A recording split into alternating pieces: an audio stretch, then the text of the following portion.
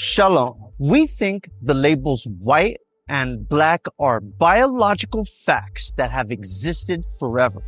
But what if I told you that there's an actual birth certificate for whiteness? It was invented in a back room in Virginia in the late 1600s. The year was 1676, and a man named Nathaniel Bacon led a massive rebellion.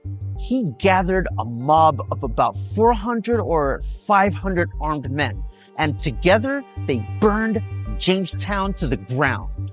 But the fire wasn't what scared the governor. What terrified him was who was in the mob. It was European indentured servants and African slaves fighting side by side. They realized that they had more in common with each other, poverty, than they did with their wealthy masters. The rich elite looked at this mixed army of hundreds of workers and realized something.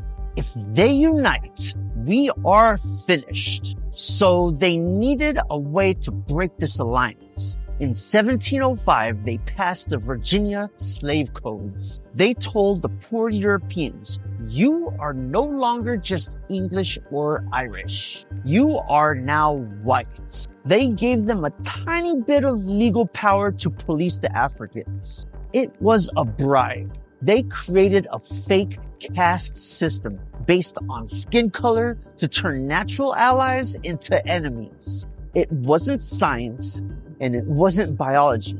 It was crowd control. That was a political trick from over 350 years ago designed to protect rich aristocrats. So here's the question. Why are we bringing Governor Berkeley's 1676 mind control software into our spirituality? When we divide our own people into white Jews and black Jews, we are keeping that old colonial trap alive. The Torah doesn't know what white or black is. The Torah only knows who is tzaddik and who is rasha. So we have to ask, if the Torah only cares about good that you do, and the label of race was just a trick to control you, are you actually honoring the God that is true, or are you just wearing the chains that they handed to you?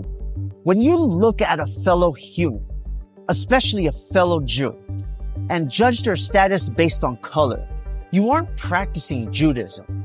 You are practicing colonialism. You are bowing down to an idol made in 1676. Stop identifying by the color of your exile. Start identifying by the soul of your redemption. We are not white or black. We are Shalem. We are whole. If you are ready to drop the fake labels and build the real future, subscribe right now. Let's build. Reaching for Shalem, a future so